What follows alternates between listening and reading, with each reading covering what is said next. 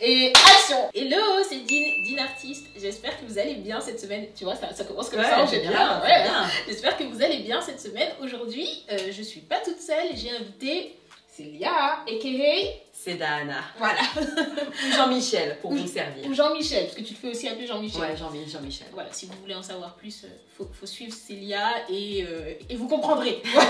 Aujourd'hui, je vais maquiller Célia pendant toute la séance de make-up. On va parler d'entrepreneuriat, on va parler des reines du shopping, on va parler de chirurgie, on va parler de stars, on va parler de tout ça.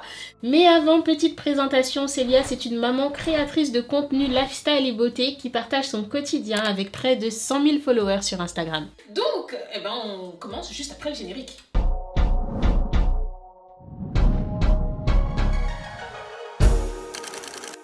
Aujourd'hui, on essaye de devenir une Kardashian ou une Jenner. Je crois que je préfère Jenner quand même. Tu préfères... Ouais, Kendall. Kendall?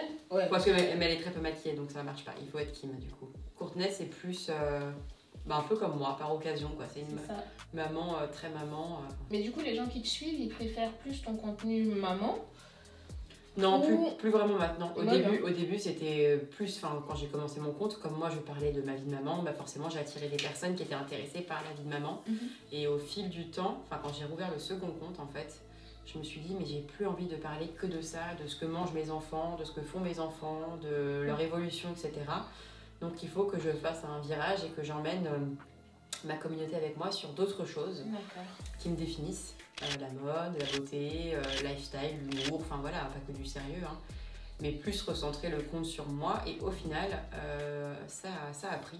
Et c'est vrai que le baromètre c'est simple, hein, c'est poster une photo. Avant quand je postais une photo des filles, ça avait plus de, entre guillemets, de likes et donc d'impact sur mon compte et une fois cette transformation passée, c'est les photos de moi qui avaient plus d'impact. Je me suis dit bon, mission réussie. Mission accomplie.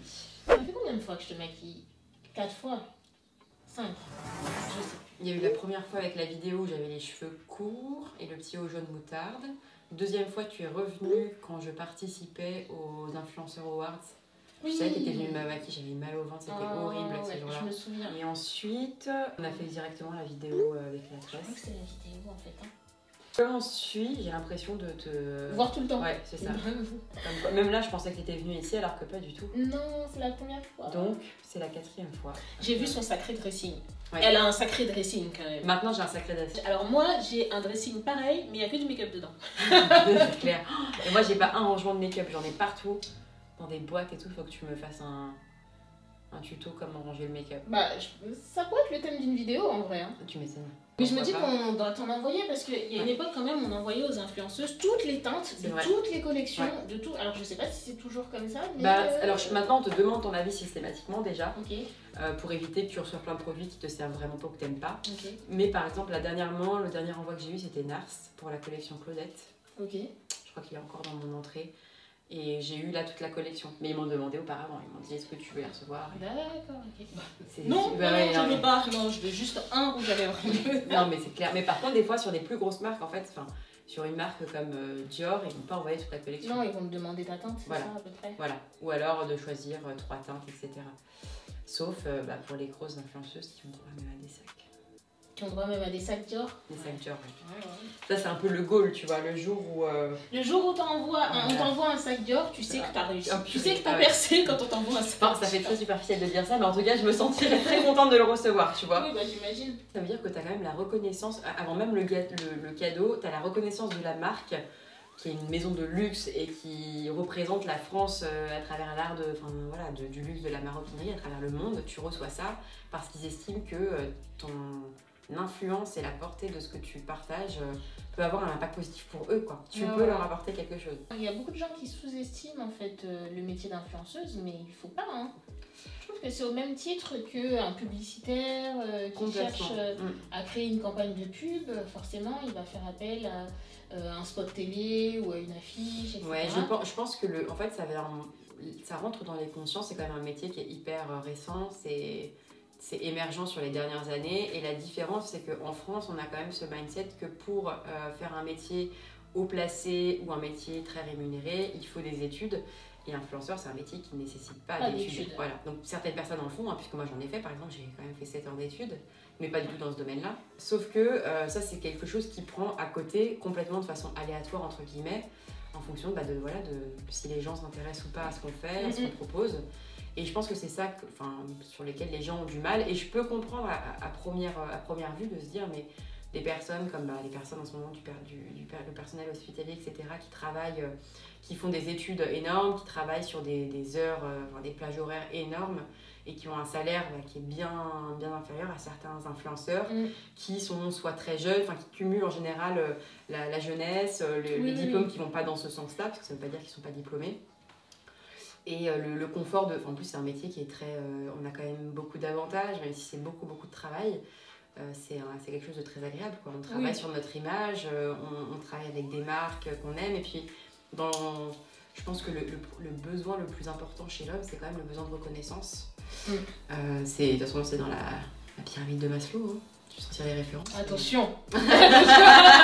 C'est les 7 ans d'études qui parlent. Ouais, c'est les 7 ans. Non, mais c'est vrai que le besoin de reconnaissance, c'est hyper important. Important. Et là, c'est un métier où on passe notre temps, on est suivi parce qu'on nous apprécie, nous. Les marques nous font confiance parce qu'elles apprécient ce qu'on propose et on market notre propre image. Donc, ça veut dire que c'est nous qui plaisons. Donc, c'est quelque chose de très... C'est gratifiant. Complètement. Et même moi, alors, à la hauteur à l'échelle des 4000 followers que j'ai, tu vois, quand j'ai une cliente qui vient et qui me montre, quand je lui dis qu'est-ce que tu veux comme make-up et qu'elle me montre quelque chose que moi j'ai déjà réalisé, je suis là, je suis trop bien. Bah oui, mais en même elle temps, a aimé mon travail. En même temps, tu vois, là, quand tu m'as demandé ce que je voulais, j'aurais pu te dire ce que tu as sur toi. J'aime bien ça, quoi. Ce que tu fais, je pense... Attends, j'enlève les pinceaux. Non mais c'est vrai, c'est canon ce que tu fais. Mais voilà, il y a ce truc là de l'injustice pour certains, alors que en effet, comme tu dis, c'est un vrai métier. Déjà en général, c'est quelque chose où pendant des années on le fait, comment dire on le fait, on ne travaille pas puisqu'on ne travaille pas forcément encore avec des marques, ou alors on reçoit juste des produits, on n'est pas rémunéré, mais c'est un investissement de temps qui est énorme. Quand j'ai commencé à me dire vraiment je veux me lancer, etc., donc il y a 2 ans, moi, mon entourage proche, ils disaient t'es mignonne, mais qu'est-ce que t'as comme contrat, tu passes beaucoup de temps. Il y a beaucoup de entre guillemets bénévolat. Bien sûr, le début, de toute façon, on le fait au début par passion. On ne le fait pas en se disant. Je pense que quelqu'un qui se lance sur Instagram en se disant je veux devenir influenceur, il n'ira pas forcément très loin. Bien sûr. Parce que ce qui plaît, c'est ce qui transperce à l'image, c'est la passion, c'est le fait d'aimer. Voilà, c'est le fait d'aimer ce qu'on fait sans rien attendre en retour. Et moi, mon entourage me dit, mais je pense qu'il se dit, elle est mignonne avec ses réseaux sociaux, mais bon. Et moi, je me dis, non, moi j'aime faire ça. Et je sais que ça peut en plus, que c'est quelque chose qui devient de plus en plus, connu, etc. Moi, c'est ça qui me plaît, c'est ça qui me passionne au quotidien, donc je persiste. Et pendant bien 1 an et demi, je touchais rien du tout. Et c'était des heures et des heures, comme maintenant, passer sur les réseaux, à échanger, à imaginer des contenus, encore, moi je suis pas à un niveau, tu vois, je fais pas des trucs de dingue, je fais pas des montages de vidéos, je suis même pas sur YouTube pour l'instant. Je te confirme que les montages, je peux y passer des semaines, voire des mois. Je dis ça parce que je fais une vidéo quand même. Il y a une vidéo qui a, ça fait depuis le mois de décembre. Oui. Et bon, c'est un travail de professionnel. Non, mais c'est un travail de fourmi. En fait, j'aime bien prendre le temps de faire de beaux contenus, pour que ce soit à la hauteur de la personne qui s'est déplacée, qui est venue, qui prend le temps, tu vois. Même de ton travail à toi, pour lui rendre hommage et le mettre en valeur de la meilleure façon possible. Et après, ça devient une vraie entreprise, dis-moi. Oui, non, mais c'est... Non, absolument pas. T'as pas levé le doigt? Non. Je continue dans mon monologue. Oui, non, je t'écoute. Non, mais c'est vrai que ça devient comme une entreprise, on a nos collègues. T'es entrepreneur. Je suis entrepreneur, ouais. De toute façon, t'étais entrepreneur avant, t'avais ton resto. Oui. J'avais un restaurant, mais là, c'était une société, donc c'était encore différent. Là, t'es en auto-entreprise du coup. Ouais, en auto-entreprise. Et prochainement, pas sûrement en société, parce qu'après il y a des plafonds, etc. Mais c'est un vrai travail, et surtout les marques attendent de nous un vrai contenu publicitaire comme un publicitaire classique. Donc il y a quand même une pression, et des résultats un petit peu à rendre ton appel.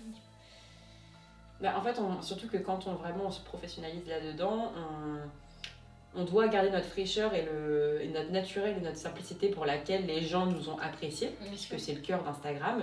Mais il faut en même temps réussir à être professionnel, rigoureux et discipliné sur le travail et travailler avec des marques qui attendent de nous quelque chose de professionnel et des gens qui attendent quelque chose de nous de personnel.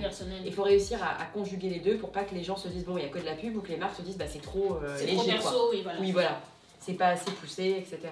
En fait, t'as des missions un peu régulièrement du coup. Tous les jours ou faire des... Ça dépend des semaines. Les semaines de fin de mois, elles sont toujours beaucoup plus chargées que les autres. D'accord. C'est là que les marques se disent allez, go. Oui, c'est là je pense qu'elles bouclent un peu comme une entreprise classique quand on arrive en fin de... Enfin je te dis ça, mais les dates sont planifiées à l'avance. Hein, donc, c'est ce qui est bien quand même. Oui. T'as de la visibilité sur ton Exactement. planning. Le jour où tu veux partir, parce que mine de rien, c'est un travail où on est à son compte, donc on fait ce qu'on veut, quand on veut, etc. Mais malgré tout, moi, plus d'une fois, j'aurais eu envie de partir dans ma famille, ou voilà, et je me disais, bah non, là j'ai quand même trop de collabs cette semaine, où j'ai plusieurs collaborations, où j'attends des colis qu'il faut absolument que j'ai pour d'autres collaborations, et je me disais, bon bah, il faut que je sois là. Partir. Voilà. En fait, ça demande de l'organisation comme une entreprise, quoi. Comme quelqu'un qui est à son compte, en indépendant. Bien sûr. Voilà. Après, quand même, le gros avantage qu'on a, c'est que nous, notre clientèle, on l'emmène avec nous partout. Enfin, les marques avec lesquelles on travaille, pardon, on les emmène avec nous partout. Donc demain, je peux proposer les mêmes produits en les emmenant juste dans ma valise, alors qu'une infirmière libérale ne peut pas emmener ses patients dans sa valise, quoi. C'est sûr. En tant qu'influenceur, on évite, c'est très vite péjoratif, ou on évite un peu montrer du doigt. Alors moi, j'ai pas du tout de haters. Non, j'ai même pas de haters, etc. Okay. Parce que je suis tellement transparente, j'évolue avec les gens et les gens comprennent. Mais c'est vrai qu'il y a quand même une petite omerta sur tout ça, parce que ça... Il y a eu tellement de remarques négatives, je pense, que tu vois. Mais quand on te pose la question, vous faites quoi dans la vie, Célia? Tu dis quoi? Je suis créatrice de contenu? Oui, je suis créatrice de contenu sur les réseaux sociaux. En fait, j'étaye un peu, mais c'est vrai que par contre, je ne me verrais pas dire je suis influenceuse de but en blanc. D'accord. Parce que je trouve que le terme, il fait très léger encore. D'accord. Et influenceuse, en fait, ça sous-entend que notre rôle, que notre métier, c'est d'être là pour influencer les gens. Et ça a une connotation un peu péjorative, je trouve. Alors que création de contenu, pour moi, ça distingue le côté je suis sur les réseaux sociaux déjà avant tout parce que j'ai une communauté et que j'apprécie les gens. Donc, alors je deviens influenceuse aux yeux de ces gens-là parce que eux me suivent, etc. Mais le métier et ce qui me rémunère, c'est pas d'influencer les gens. Ce qui me rémunère, c'est de créer du contenu pour des marques. Oui, bien sûr. Voilà. Bien sûr. En fait, on aurait dû prendre un champomis. Parce que moi, je bois pas d'alcool. Ouais. Donc, on aurait dû prendre du champomis. Tu sais, j'y ai pensé. C'est vrai, c'est vrai. Un peu tard, peut-être. Ouais, on aurait pu prendre du champomis, mais je préférais qu'on fasse le champomis quand on aura passé la barre de chacun. C'est vrai. En fait, à chaque fois que j'ai passé des sortes de paliers, je me disais, plein de fois, je me suis dit, le jour où je passe ce palier-là, le jour où je passe les 50K, je fais un truc. Et en fait, quand j'arrive à l'instant T, je me dis, bon, je vais attendre un peu que ça me dépasse vraiment bien, parce que si ça redescend, que t'as ta photo avec tes 50K, et qu'en fait, t'es repassé à 49,5, t'as l'air un peu débile. Et je me dis, les 100K, ce sera pareil. Tu vois, tu te dis, imagine, je suis à 100, et encore, si je fais quelque chose. En tous les cas, si je mettrai un message pour remercier et tout, bien sûr. Oui. Parce qu'en fait, c'est ça, en plus, notre métier, c'est que on est là, mais que parce que les gens nous mettent là, en fait. Oui, bien sûr. S'il n'y a pas les gens derrière, et il y en a certains qui l'oublient, je pense, c'est ça qui est dommage. J'ai pas de nom en tête. Hein. Moi, je veux savoir. Mais j'en ai pas de nom. Vraiment pas de nom. Non. Mais je voulais des infos. Ah oui, de répondre à tout le monde. Je peux pas répondre à tout le monde. J'ai toujours essayé de faire au maximum, mais là, c'est vrai que depuis, je crois que depuis les 50 000, ça devient... c'est impossible. En fait, humainement, c'est pas possible. À part si je passais ma journée à répondre aux messages, et même en faisant ça, je pense pas que ce serait possible, parce que quand je réponds à un message, il y en a d'autres des personnes répondent, etc. Donc, Et tu t'es jamais dit, je vais avoir une assistante pour répondre à mes messages? Non, déjà, pour avoir une assistante, ça veut dire qu'il faut la payer. Oui. Et puis en France, payer quelqu'un, ça coûte ça cher. Coûte très cher. Je le sais pour l'avoir vu sur les restaurants ou les sociétés de transport que j'avais avant. Quand j'ai terminé mon master, j'étais en alternance. Et en même temps, on a ouvert des sociétés de transport avec le père de ma deuxième. On a ouvert le restaurant 3 mois avant que j'accouche d'Ella. Ah ouais, t'étais enceinte hein. Et oui, j'étais enceinte. Oh enfin, je finissais ma grossesse du coup. On a fait tous les travaux, toutes les démarches, que ce soit les démarches administratives ou les courses, les premières courses pour savoir ce qu'on allait mettre, créer la carte. Enfin, on a tout fait quand j'étais enceinte. C'était une pizzeria. Une pizzeria, bar à salade. Ouais, j'ai mangé la pizza, elle était très bonne. Ouais. C'est vrai, c'est vrai. Vraiment très très bien. Du coup, c'est vrai que c'est là où on prend conscience. Moi, quand j'étais petite, j'avais toujours l'image que les gens qui étaient patrons, était forcément riche, quoi. Quasiment, hein, le parallèle, bon, c'était très simple dans ma tête, mais on se dit forcément qu'il y a une société bien sûr.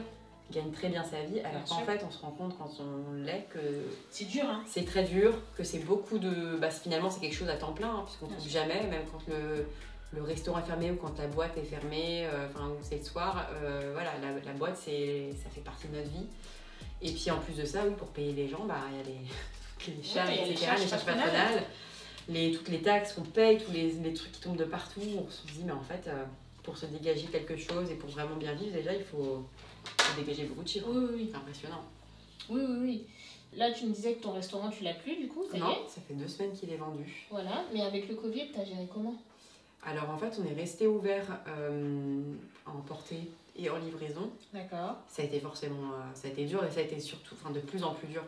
Parce que au tout début, ça a été très très calme, forcément. Les gens ont eu peur. Après, c'est reparti. Les gens ont recommencé à consommer. Et c'est vrai que sur la fin, ça devenait de plus en plus compliqué parce qu'après plus d'1 an de crise sanitaire, les gens ont moins de moyens. Il y a des gens pour qui leur situation professionnelle, etc. a changé. Il faut savoir qu'en plus, on avait la clientèle du midi qui était plus importante que celle du soir. C'était une clientèle d'entreprise. D'accord. Donc des gens qui sont en télétravail. Ah oui, donc ils sortent plus, quoi. Voilà, qui ne sont plus là de toute façon. Donc ça devenait très compliqué et heureusement en France on a quand même eu ces fameuses aides. Je pense que si on avait eu un restaurant dans le 16e ou en plein Paris avec des loyers exorbitants, etc., ça aurait été quasiment impossible de subvenir avec ces aides-là. Mais là, sur la commune où on était, ça nous a permis de nous maintenir à flot. Mais contente que ce soit derrière. Et moi, ça va me permettre surtout d'avoir l'esprit libre et tranquille pour me consacrer aux réseaux sociaux. Et à ce que tu veux vraiment. Exactement. Depuis que j'ai eu Ella, ça a été un peu l'objectif de me dire, je terminais mes études quelques mois après avoir accouché. Donc, alors, Ella, c'est ta première. Julia, c'est ma première. Julia, c'est ta première. Julia, c'est ma première. Julia, c'est ta première. Et donc, du coup, c'est à ce moment-là que tu as ouvert le restaurant. Non. T'as fait études, plus ouverture de restaurant enceinte. Oui. Avec Julia aussi. Et avec une première. Oui, complètement.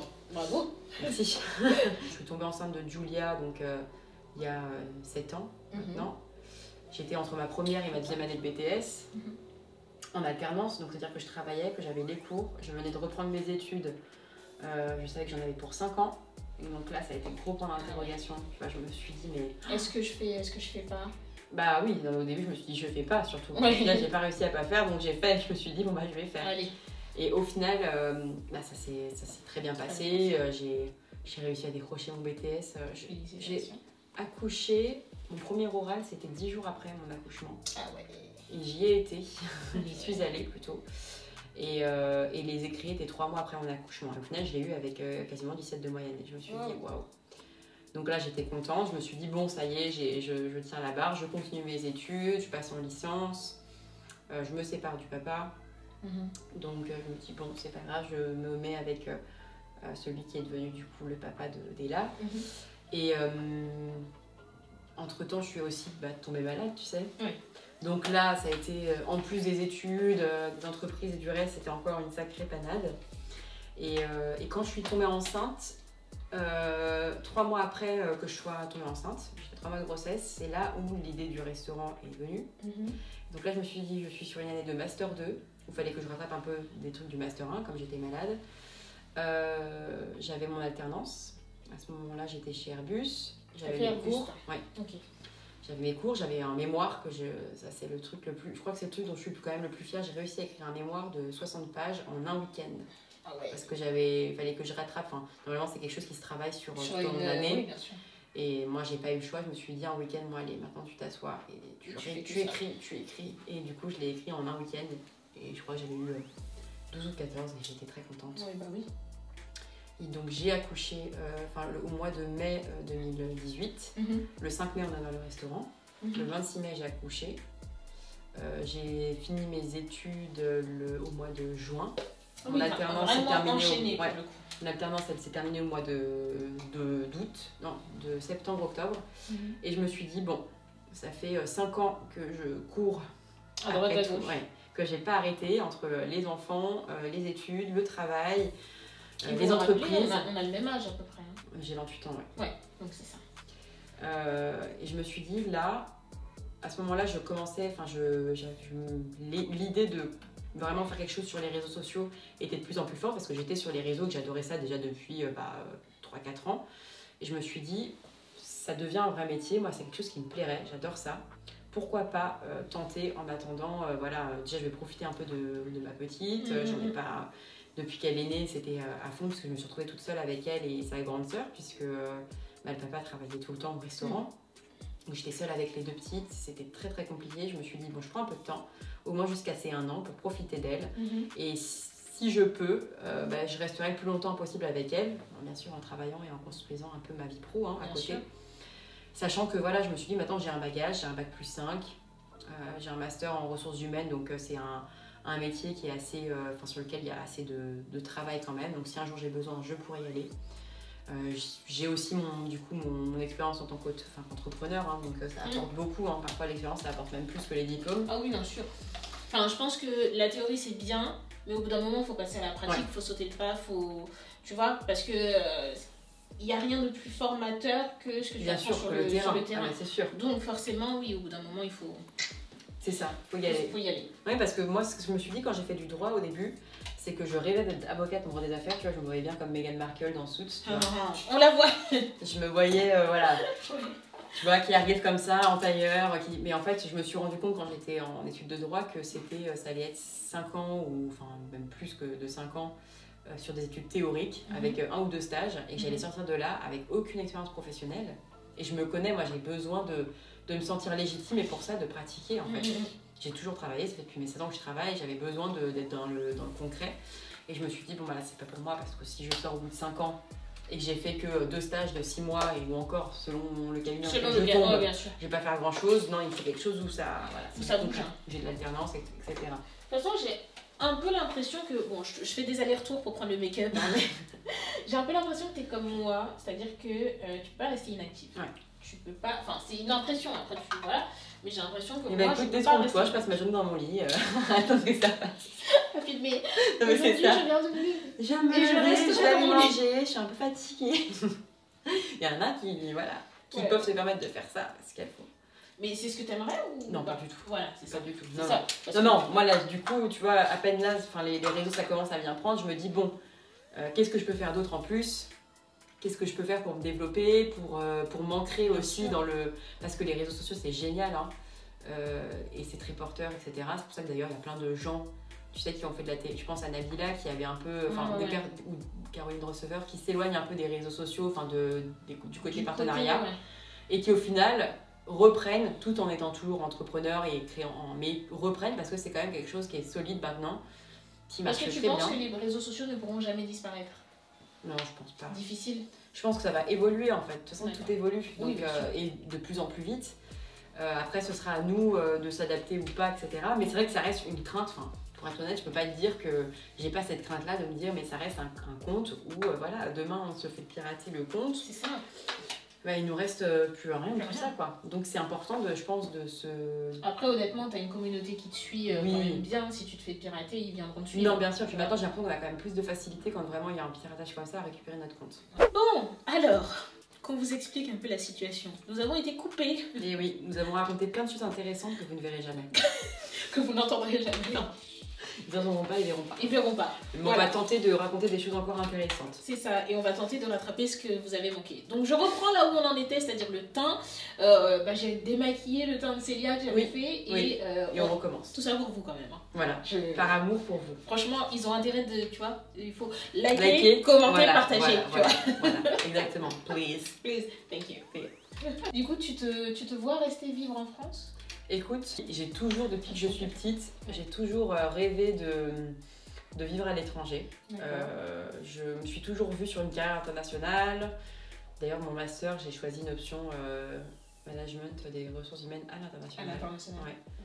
C'est quelque chose j'ai toujours adoré les langues étrangères et je me suis toujours vue ailleurs. Sauf que aujourd'hui, ça me semble, à part réussir à m'exporter dans le sud ou à la frontière suisse, puisque j'ai une partie de ma famille là-bas, tu vois, j'ai du mal à imaginer comment je peux partir, sachant que j'ai 2 enfants de papas différents, que je les ai en garde partagée une semaine sur 2, c'est un peu compliqué, tu vois. En fait, mon choix de vie n'entraînera pas que ma vie à moi, ça entraînera celle de mes filles. des papas aussi. Voilà. Et donc ce serait égoïste de me dire bon bah je m'en vais à l'autre bout du monde et il les voit plus, voilà. Ou elle les voit. Voilà. En attendant, sans pouvoir vivre ailleurs ou voyager énormément, oui, ça c'est. Alors tu sais que j'avais fait une wishlist et je vais pas te mentir, je vais te la montrer. J'étais très candide à ce moment-là, je pense. Alors, wishlist voyage 2020. Wow, voilà. 2020. Alors, spoil, j'en ai fait aucun. Marrakech, Los Angeles, Mexique, Miami, Londres, Grèce, Dubaï, Formentera, Maldives, Bali, Sainte-Terre, Thaïlande, Bahamas, Genève, Sardaigne, Ski, Corse. Voilà. Moi, je crois que j'en ai fait, de tes voyages, j'en ai fait quelques-uns. En 2020 ? Non. Bah oui, moi aussi j'en ai fait quelques-uns déjà. Non. Mais en 2020, ça c'était l'objectif. Enfin, pas tout ça. Hein. Non, fin 2019, j'ai fait Thaïlande. Bah, moi j'ai fait Genève, j'ai fait Ibiza, j'ai fait Londres. Il y a longtemps, ouais. Mais je m'étais dit, j'aimerais bien faire au moins 3 ou 4 max de cette liste en 2020. J'ai rien fait du tout. À un moment, je suis partie au Portugal, en Algarve, en septembre, l'année dernière. C'était génial. Et à la base, on voulait partir à Santorin. On avait tout booké pour Santorin, Oya et tout, magnifique. Un truc de carte postale. En plus, c'était un peu plus possible, j'ai eu l'impression. Il y a beaucoup de gens qui sont allés en Grèce. On pouvait partir. Sauf que on regarde et on voit que les conditions, c'est qu'il faut faire le test PCR. Enfin, il y a des tests PCR aléatoires parce que c'était pas encore obligatoire pour voyager. D'accord. Aléatoire. C'est quoi aléatoire? C'est-à-dire quand tu sors de l'avion, ils peuvent sélectionner un nombre de personnes dans l'avion pour refaire un petit test à l'aéroport. D'accord, ok. Et sauf que, en fait, il y avait la réponse 24 heures. Enfin, soit il n'y avait pas de nouvelles et c'était bon signe, soit le test était positif. Ça se savait, je crois, 24 ou 48 heures après le test. Et après, là, fallait repartir. Ah non, il fallait pas repartir. C'était une quarantaine pendant 14 jours. Sur l'île, et sauf que là c'est un hôtel qui est bien sûr choisi par les autorités. À tes frais?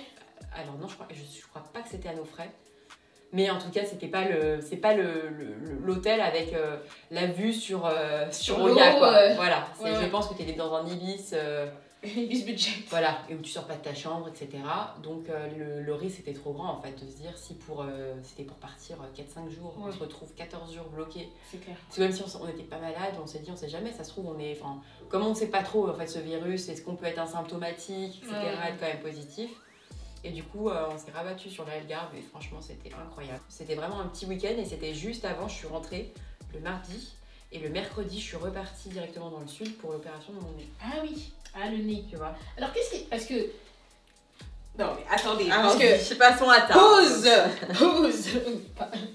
Opération du nez. Oui. Alors qu'est-ce qui n'a... Parce que moi je t'ai maquillée avant. Oui. Je te maquille maintenant. Oui.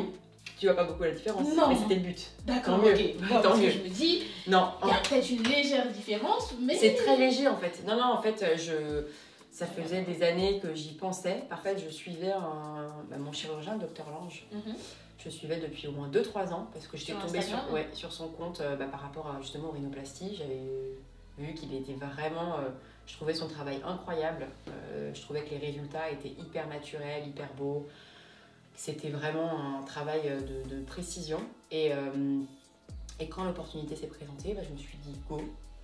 Et le but c'était vraiment que ça ne dénature pas mon nez. Donc d'ailleurs j'ai aucune cicatrice à l'extérieur. Tout s'est fait par l'intérieur. Et c'était simplement d'affiner, d'affiner un petit peu ce qui te gênait. Voilà, juste reprendre un peu à la base. Et donc je me lance et on se voit, on me dit voilà, on touche pas aux narines.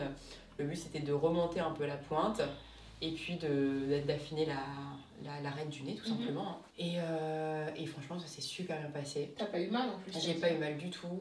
C'est rare, hein. Enfin non, c'est peut-être pas rare, non, ça dépend du chirurgien peut-être, non? Je pense que... Alors déjà, moi c'est surtout que même physiquement, j'ai pas eu d'œdème, j'ai pas eu de bleu, j'ai vraiment rien du tout, quoi. Mais t'es douillette de base ou pas? Je suis pas douillette, je suis assez dure au mal, mais je pense que le nez... pourtant, alors ça, c'est... Mais il a touché à l'os? Ah bah oui. Il a vraiment touché à l'os, oui, bien sûr.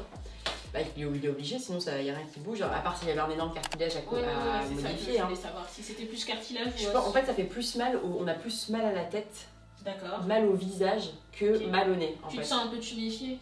Non, tu sens pas. Vraiment, j'avais des maux de tête ou des fois où tu sentais que t'avais. Enfin, vraiment, les premiers jours, je sentais qu'on avait touché à ma face, quoi. Tu vois, je sentais que dans tout le visage, toute l'ossature du visage, je le sentais un peu, mais c'était très léger. Et j'ai vraiment quasiment pas eu mal. J'ai eu 0 œdème, j'avais pas les grosses poches sous les yeux. Sous les yeux. Mais je pense que ça change aussi en fonction de la quantité de travail à faire. Quand c'est un nez où il y a, une grosse déviation, une déviation de la cloison nasale, etc. Je pense que forcément, quand tu casses plus de choses à l'intérieur, il y a plus de douleur. Ouais. Et franchement, alors là, je me suis opérée le 2 octobre. Novembre, décembre, janvier, février, mars, ça va bientôt faire 6 mois. Et vraiment, on dit que le résultat c'est au bout d'un an, mais c'est vraiment ça. Hein. Parce que là, ça a bien dégonflé depuis. Ça dégonfle au fur et à mesure. Ça commence de la base du nez jusqu'à la pointe. Mais moi, je vois encore que ma pointe est gonflée par rapport à ce. Et je le sens aussi dans les sensations. Je sens que c'est encore un peu bizarre, etc. Mais ça fait vraiment 1 mois où ça a bien dégonflé d'un coup. Mais c'est encore gonflé, quoi, je le sens. Et c'est vraiment au bout d'un an qu'on a le résultat final. Nous, on ne le voit pas de là où on est. Mais toi, tu le sais, quoi. Bah oui, bien sûr, par rapport au nez que j'avais avant. Et il t'a fait quoi? Il t'a montré ce que ça allait donner par il m'a montré, ordinateur? Il m'a montré, oui. En fait, pendant le premier confinement, il m'avait envoyé, je lui avais envoyé une photo face et profil.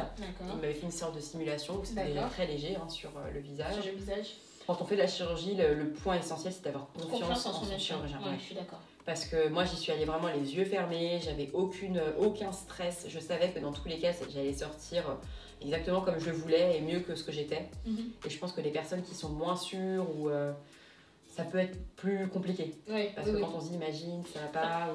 Et puis je pense que si tu as une appréhension, tu as l'instinct, de toute façon on a tous un instinct. Bien sûr. Si l'instinct te dit le fais pas, clairement, faut que ça soit un choix où on est sûr à 200% parce qu'il n'y a pas de retour en arrière après. C'est surtout ça. Tu vois, et puis là tu touches au visage, c'est quand même moi j'ai vraiment réfléchi pendant des années avant de me lancer et je me disais voilà, tant que je suis pas sûre à 200%, j'y vais pas parce que le visage c'est trop important, quoi. Donc ça c'était en novembre. Non, 2 octobre. 2 octobre. 2 octobre. Et donc les reines du shopping, c'était quand? Et les reines du shopping. Nouveau sujet, on est sur des sujets intéressants. Les reines du shopping, c'était c'est simple, je suis rentrée à l'hôtel le 30 novembre et on a commencé à tourner, on a tourné la première semaine de décembre. Le tournage c'était je suis rentrée le 29 novembre. Du 30 novembre au 4 décembre. D'accord. Et on a tourné le jour de la finale le 11 décembre, le vendredi d'après. D'accord. Et donc là, c'est quand même assez fou parce que ça part d'un truc tout bête. D'ailleurs, j'ai pas encore fait de vidéo sur ça. J'ai dit que je ferais une vidéo sur les questions que j'ai eues et tout sur mon expérience. Mais en fait, il faut savoir que tout est parti de ces bracelets-là. D'accord. Et ça paraît dingue de se dire ça, que ça part de ces bracelets. Oui, parce qu'il faut que tu m'expliques. Alors, on est un peu avant, on est au mois d'octobre et Alexiane Bijoux, qui est une femme, une entreprise de bijoux sur Instagram, que je suis depuis quelques années aussi, que j'aime beaucoup ce qu'elle fait, me propose gentiment de m'envoyer un semainier de la collection qu'elle a fait avec Noelita. D'accord. Voilà, donc un semainier, c'est 7 bracelets comme ce que j'ai ici. Et je les reçois le jour de mon anniversaire, le 3 novembre. Et donc ça arrive, alors que ça faisait, je crois, 2 semaines que c'était parti, je me dis c'est fou, ça arrive pile poil le jour de mon anniversaire. Déjà j'étais trop contente juste du cadeau, comme je me dis, à la base c'était pas un cadeau, c'est un cadeau, mais voilà, j'allais faire des stories, etc. Et là je me dis ça arrive pile poil le jour de mon anniversaire, ça me fait un cadeau de plus, trop contente et tout. Et donc le soir, sur mon canapé, je fais des stories, j'avais reçu d'autres, je crois une commande de vêtements, un truc comme ça, donc je fais mes petites stories. Et le lendemain, et donc je tag Alexiane et Noelita, puisque c'est leur collection. Et Noelita me repartage, Camille Calène, elle me repartage. Et donc là, le lendemain matin, je me réveille et je vois dans mes messages privés que j'ai une personne qui m'a contactée, qui me dit voilà, je m'appelle Lucille, je suis chargée de casting pour les Reines Shopping, on va faire une semaine spéciale influenceuse, si ça t'intéresse, etc. Et là je me dis, il faut savoir qu'une semaine avant, j'avais une autre casteuse qui m'avait contactée pour les Reines Shopping aussi, mais c'était pas une spéciale influenceuse, et c'était un format un peu revisité par rapport au confinement où il fallait choisir une tenue mais chez soi. D'accord. On avait le thème, on faisait pas les boutiques en fait, du coup comme c'était fermé, il fallait qu'on prenne une tenue chez nous et après on venait sur le plateau pour tourner avec notre tenue en fonction du thème. Ça t'intéressait moins? Ça m'intéressait moins, j'avais moins eu le feeling en fait, je me disais je sais pas, je le sentais pas trop. Et là je me dis je le sens, et pourtant influenceuse ça veut tout et rien dire, hein, parce qu'influenceuse, il y a des personnes à 10 000 abonnés, elles sont aussi influenceuses. Bien sûr. Et donc je me suis dit, bon bah, je sais pas, je le sens bien, pourquoi pas. En plus là, on n'avait plus grand chose, tout était fait, on était en semi-confinement, couvre-feu, etc. Et je me dis, bon, on y va. Donc je lui réponds, je dis oui, pourquoi pas, etc. Donc on s'appelle. L'appel se passe bien. Elle me dit, bon, on va faire un casting vidéo. Donc je me prépare, etc. On le fait, je crois, quelques jours après. Et donc on fait le casting vidéo. Et puis idem, je le sens super bien. Enfin, de toute façon, j'y vais sans pression. Hein. Je me dis, ça marche, tant mieux, ça marche pas, tant pis. Voilà, quoi, il n'y a rien à perdre. Et sans pression, ça se passe super bien. La casteuse, elle est adorable. Elle me dit, et en plus l'avantage c'est que c'était, le tournage avait lieu je crois 3 semaines après, donc c'était hyper rapide, il n'y avait pas trop d'attente à avoir. Elle me dit voilà, bah écoute, il y aura une semaine d'ici la fin de la semaine, M6 reviendra vers nous pour valider ou non les profils. Et donc fin de semaine arrive, pas de nouvelles, je me dis bon, je lui envoie un petit message le samedi je crois en disant moi je sais pas si c'est parce que c'est pas bon ou pas, en tout cas j'ai pas encore eu de retour. Elle me dit non, on n'a pas encore eu de retour de M6, donc voilà, donc j'attends. Et lundi soir, j'étais avec les filles, parce que j'ai récupéré mes filles le vendredi soir. J'étais avec les filles en train d'étendre du linge dans mon fameux dressing. Le fameux dressing qu'on voit dans l'émission. Voilà, qu'on voit qui n'est plus celui actuel, il a fait un glow-up en dressing, c'est incroyable. Et donc du coup, j'étends mon linge, les filles elles sont à côté de moi et je vois un appel de Lucille. Ouh là là, donc je décroche. Je dis oui, elle me dit bon bah c'est Lucille, tu vas bien, je t'appelle pour te donner... les résultats du casting, félicitations parce que t'as été... Enfin, je viens t'annoncer la bonne nouvelle pour le casting. Ah. Et donc là, trop contente, avec les filles, on fait une danse de la joie. Ça ressemble à quoi la danse de la joie? Ça ressemble un peu à ça. Non, on va passer à la télé. Voilà, donc moi ça ressemblerait à ça, tu vois, une chorégraphie très recherchée, avec beaucoup de délicatesse et de grâce. Et donc, toute contente, on court partout dans l'appartement, on saute, on crie, on est trop contente. Et donc, je me retrouve 3 semaines après à l'hôtel. Et donc, à ce moment-là, je ne sais pas du tout qui est dans le casting. Qui est dans le casting. Je sais pas du tout. Le but, c'est vraiment qu'on se découvre sur le plateau quand on arrive le lundi matin pour qu'ils aient vraiment l'effet de surprise. L'effet de surprise, le naturel de nos réactions, de on se connaît pas. Donc même de la veille au soir jusqu'au moment du plateau, où finalement on se voit avec les filles, avec les masques, donc ça préserve un peu l'anonymat. Mais on se voit pour aller à la visite médicale et tout, on n'a pas le droit de parler dans le bain. Il y a une visite, parce que du coup, à cause du Covid, il y a une visite médicale. Ah non, dans tous les cas. Il y a tous les cas. Dans tous les cas, puisque même si j'ai pas été rémunérée, on a quand même, c'est un contrat de travail. Hein. Bien sûr. Et du coup, il faut une visite médicale pour attester qu'on est...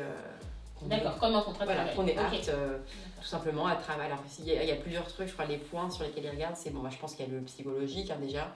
S'il semble que quelqu'un joue sa vie sur les reines du shopping, peut-être qu'ils vont pas ils se disent, bon, il est peut-être fragile psychologiquement. Ouais.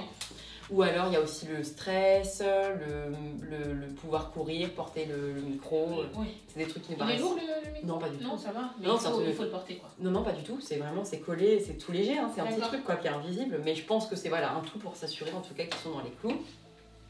Et donc, on n'a pas le droit de se parler dans le van, etc. Faut pas se parler, faut pas essayer de savoir... Ah oui. Pour vraiment qu'on ait, au moment du plateau, la découverte. Et donc j'arrive on arrive dans les plateaux et donc là déjà l'équipe vient me voir, l'équipe de production vient me voir dans la pièce d'interview en me disant bon écoute j'espère que comment tu vas, comment tu te sens, bon voilà à la base ça devait s'appeler spéciale influenceuse mais ça a été renommé, ça va être renommé spéciale star des réseaux sociaux et d'ailleurs ça a été annulé, ça va être finalement c'est quand même appelé spéciale influenceuse. Ouais. Et là, je me dis, ah oui, d'accord, elle me dit donc non, mais. Il y aura des stars des réseaux sociaux. Voilà, et donc là, je comprends, je me dis, ah oui, bah alors, c'est pas, vu moi mon nombre, c'est pas moi la star des réseaux. Et je comprends en fait que. Elle me fait comprendre qu'il va y avoir vraiment des personnes qui ont de l'influence. Qui sont très, très, très suivies. Et elle me dit là, elle me dit, honnêtement, je pense que la semaine de diffusion, tu peux vraiment doubler ton nombre d'abonnés. Enfin, vraiment, on est sur une grosse semaine, tu vas voir, tu vas comprendre pourquoi je te dis ça. Mais c'est super pour toi que tu sois là parce que ça va être un tremplin, etc. Là, je me dis, mais qu'est-ce que. Dans quoi on va où est-ce que je suis tombée? Je me dis, tant mieux, quoi, mais c'est fou, qu'est-ce que je fais là alors? Parce que bon. Et donc, je descends sur le plateau, moi je suis la 3e à rentrer. Et donc, j'arrive. Et donc là, il y avait déjà Sephora et Yumi, Sephora que je connaissais. De vue. Que je connaissais de vue. Mais vous étiez jamais parlé? Non, c'était jamais parlé. Enfin, j'avais fait quelques blagues dans le van, mais ça s'arrêtait à là, quoi. Et Yumi, que je ne connaissais pas, mais quand elle donne leur nombre d'abonnés, donc Sephora, je savais qu'elle en avait beaucoup. Et quand Yumi, elle dit 400 000, je me dis, oh là là. Oh là là. Ok, et là, il nous faut comprendre que la 4e personne qui va arriver, il y en avait une qui était en shopping, et que la 4e personne qui va nous rejoindre, que c'est un gros compte. Et là, je dis, je sais pas, je sens, et Sephora dit pareil, je sens qu'il y a au moins, c'est minimum 1 million d'abonnés, ou un truc comme ça. Et là, donc moi je suis assise en plus de dos, et la personne entre, et d'ailleurs on me voit, je suis comme ça, je me retourne, et je vois que c'est Carla des Marseillais. Et là je me dis, dans ma tête je me dis... Elle a plus qu'1 million. Mais là je me dis, mais qu'est-ce que je fais là? Enfin, vraiment je me dis, mais... Alors, plus de 500 000 abonnés, plus de 400 000 abonnés, et là, on 3 millions. 3 millions. Pourquoi moi, 60 000 abonnés? Qu'est-ce que je fais là? Tu vois? Je me dis, c'est le bon Dieu. Je dis là, c'est le bon Dieu qui est avec moi. Ouais, c'était ton moment. Oui, et encore, je me dis, et il nous faut comprendre que la personne qui est en shopping, on découvrira donc le soir, c'est aussi un gros compte. Et du coup, en effet, Alexia, elle a 1,8 million, je crois, d'abonnés. Ce qui est énorme. Bah oui. Et donc, là vraiment, je me dis waouh. Et en fait, je sais pas pourquoi, j'avais un instinct qui me disait, bon, cette expérience va être incroyable, mais ça va t'apporter plein de choses pour la suite, surtout. Enfin, voilà, que ce soit en termes de réseau, de contact, de visibilité. Exactement. Et en fait, voilà, on a passé la semaine, c'est super bien passé. Avec Sephora, on a eu un gros coup de cœur amical. Fallait qu'on en parle. Et oui, parce que la dernière fois, je crois que quand on s'est vu, le make-up, c'est simple, on l'a fait, je crois, la semaine d'après. On est toutes les deux des femmes droites, on aime, voilà, on supporte pas l'injustice, on aime les gens qui sont droits, on n'aime pas l'hypocrisie, des femmes loyales, respectueuses, et surtout avec un grand cœur, tu vois. Sephora, c'est quelqu'un d'entier. En fait, si elle aime pas, elle sera pas méchante, elle sera juste indifférente. Hein. Et si elle aime, elle aime à 1000%. Voilà, exactement. Et bon, après, on voit pas beaucoup parce que forcément, c'est ce qui est logique, on filme pas dans les loges et tout, mais toute la semaine, on a passé la semaine à se marrer. Quand on était sur le plateau pour tourner les gossips le soir, on était tout le temps soit en face, soit croisés. On pouvait même plus, à la fin, on se regardait plus parce qu'on savait que si on se regardait, on explosait de rire. Donc, des fois, on disait non, on se regarde pas, on ne parle pas l'une et l'autre, on se regarde avec les autres. Ouais. Mais non, franchement, et sur le plan humain, ça a été une super expérience. Même avec les équipes de production, ils étaient tous adorables. Enfin, je suis en contact avec toute l'équipe encore. Ouais. Et d'ailleurs, la semaine dernière, ça a été diffusé en Belgique et République démocratique du Congo, je crois. C'est vrai? Ouais. Et j'ai des diffusé jusque-là? Bah oui. Et j'ai eu des messages de gens en République démocratique du Congo. Et en Belgique. Et voilà, je viens te découvrir sur les raids du shopping. Trop bien. Et alors, moi j'avais une question. Alors, je sais pas si cette question intéresse beaucoup de gens, mais Christina, quand tu la vois, c'est le même jour que ton shopping? Quand tu vois, parce qu'elle commentait, j'avais jamais vu une émission où elle commentait les tenues en même temps que toi dans une salle à part. Tu vois, moi. Ah bah oui, non mais elle commente en fait. En général, je la vois commenter pendant le shopping. Et là, vous voyez à la fin, vous avez une petite entrevue à la fin où elle te commente tes tenues. C'est ça. Et du coup, alors en fait, non. La semaine où nous on tourne, du lundi au vendredi, on est sur le plateau, on tourne nos interviews, les jours de shopping, les gossips, enfin on tourne tout. Et en fait, la semaine qui suit, elle, du lundi au jeudi, elle visionne nos shopping, elle enregistre ses notes à elle. Donc elle change de tenue en fonction de chaque fille pour que ça corresponde, etc. Et le vendredi suivant, c'est pour ça que j'ai dit qu'on a tourné du lundi au vendredi 4 décembre et qu'on a retourné la finale donc le 11 décembre, le vendredi 11. On revient une semaine après, on se rhabille comme le jour du shopping, premièrement. Donc d'abord, comme le jour du shopping, coiffé, maquillé, pareil. Pour tourner les conseils de Christina. Donc le moment où on va sur le plateau, où on repasse toutes nos tenues qu'on a essayées, qu'elle nous dise ce qu'elle en pense, etc. Et ensuite, on se remet en tenue de finale, la tenue du vendredi, on se prépare, on se remaquille. Et là, on tourne la finale, le moment où elle arrive, où elle nous rit. Donc en fait, quand on finit de tourner, on ne sait pas qui a gagné. D'accord. Et on a une semaine d'attente pour savoir qui a gagné. Bah oui, puisque elle attribue ses notes pendant la semaine. En même temps, ce qui est logique parce que ce serait, je pense, impossible, enfin à part si elle avait vraiment que ça, que les réunions de shopping, mais qu'elle commente en même temps, enfin qu'on fait notre shopping et que le vendredi soir on arrive à tourner et le jour de shopping de la dernière fille, son défilé, plus elle, enfin on finirait au moins à 4h du mat quoi.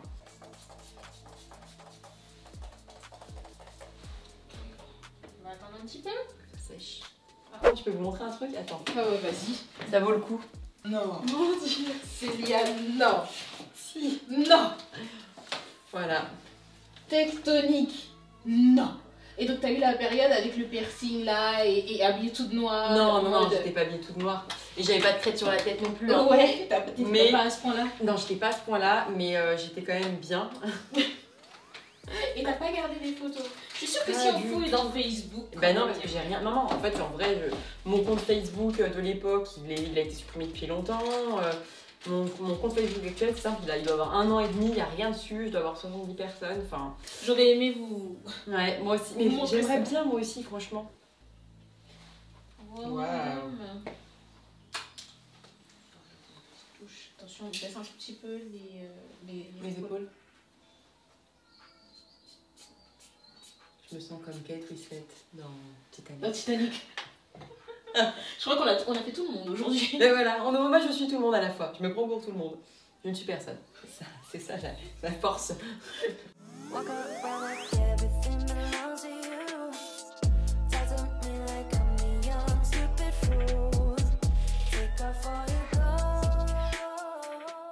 Voilà, le make-up est maintenant terminé. Vous en connaissez plus sur Célia. En tout cas, si la vidéo vous a plu, n'oubliez pas de liker, de commenter et de s'abonner à nous. À nous. Oui, et de partager. Et de partager. Et d'activer la cloche de notification. Et de faire les courses en rentrant. Et de acheter un peu de pain. Nous, on vous laisse. Moi, je vous dis à la semaine prochaine. Et puis, vous pouvez retrouver Célia sur son Instagram que je vous mets juste en bas. Bye bye. PS, si vous avez regardé cette vidéo jusqu'à la fin, ce bonus est pour vous.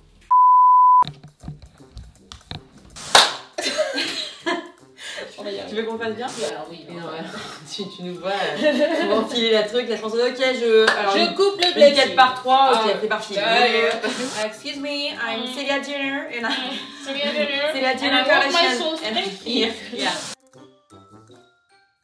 Wow. Oh my god. Oh my god. Oh my god. Oh my god. Oh my god. I'm Kim Kardashian. Sorry. I think I'm becoming Kim Kardashian. Like, you're the best makeup artist I ever.